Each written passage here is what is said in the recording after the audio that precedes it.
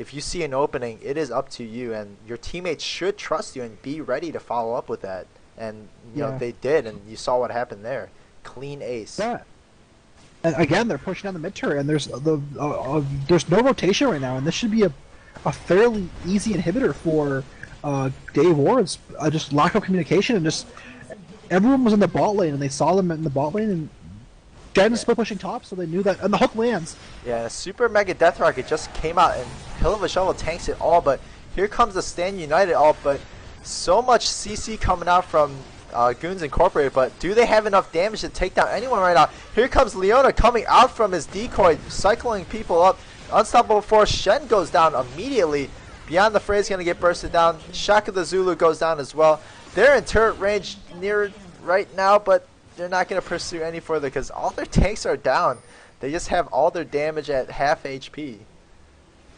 That was actually a really good fight for Goons Incorporated, but they just don't have the damage right now. They don't have the ability to kill anyone.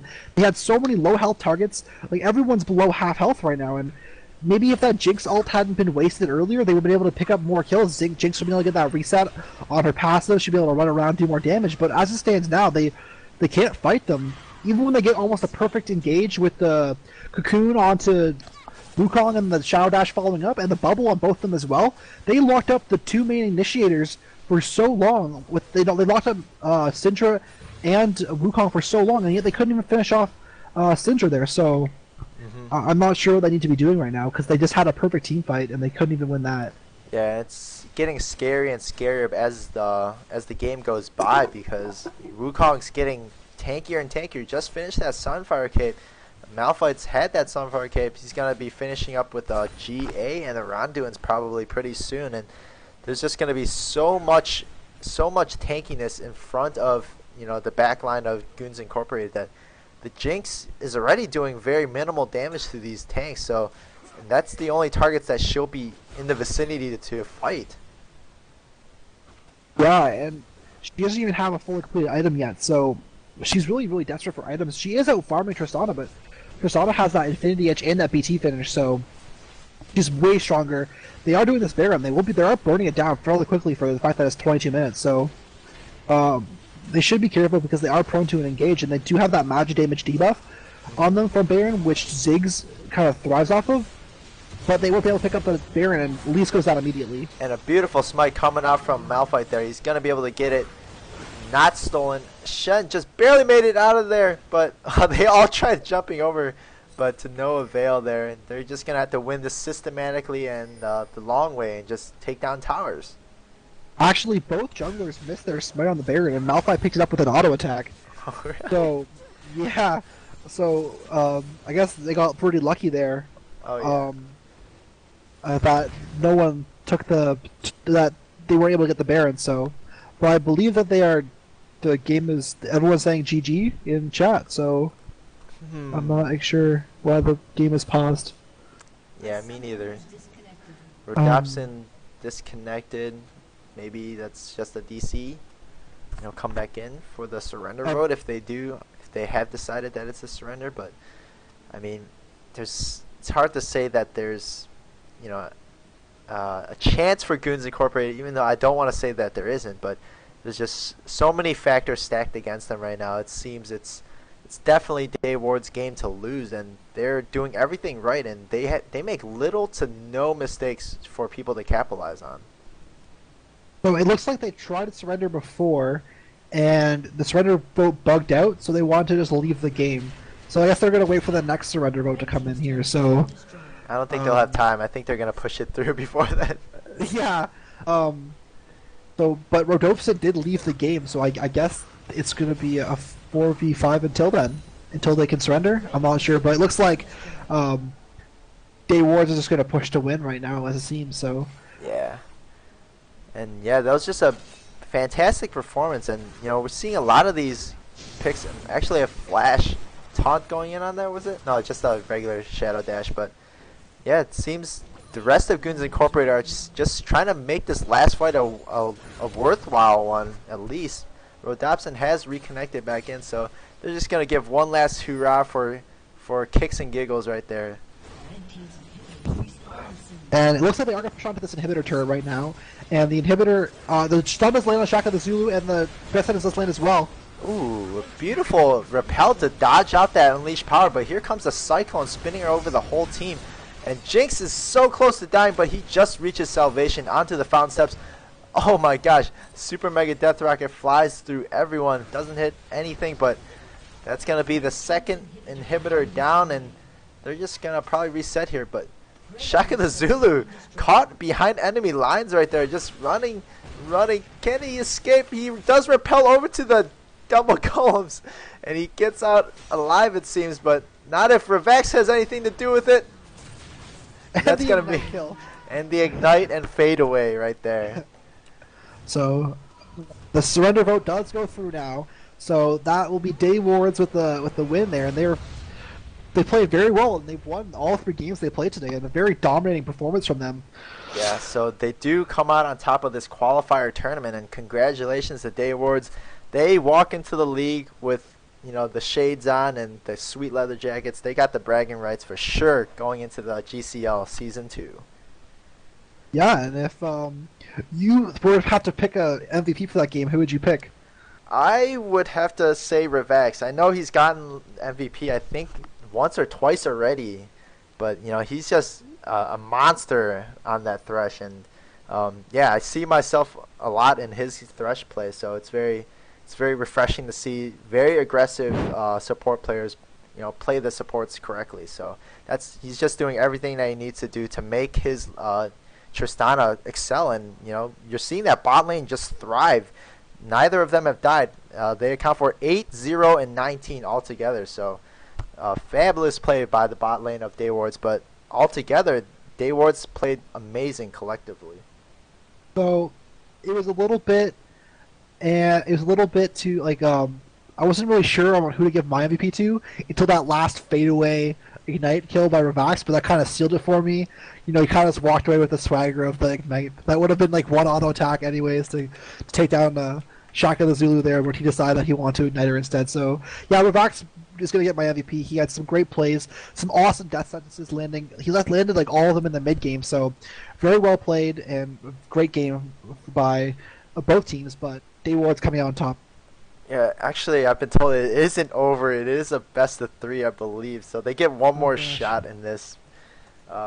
So we do have one more game ahead of us, and we'll see what. Let's see. Hold on one second.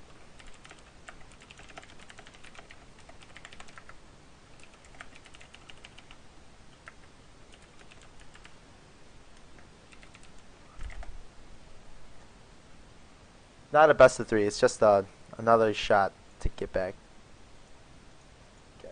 Okay. I don't know what's going on. I have no idea. Noble, please. So it's not a best of 3, but I guess we're going to be having another game coming up, so that'll be exciting. I mean, the first game was a bit of a stop for Day Wards, but if Goons Corporate can come back, then they'll be able to get some revenge there, you know. Yeah, definitely. I guess Day Wards already got revenge for the first loss they suffered to Goons Incorporated, but yeah, so yeah, it's just a double elimination. So we're gonna be taking a short little break here. That way we can get some food, I guess. You know, both hungry, and yeah. So we'll come back in here in probably about 15 minutes, I'd say. So players get a little break to recuperate and just revamp their strategies for the final game. So hope to see you guys here in about 10-15 minutes or so. Thank you guys. Enjoy the music.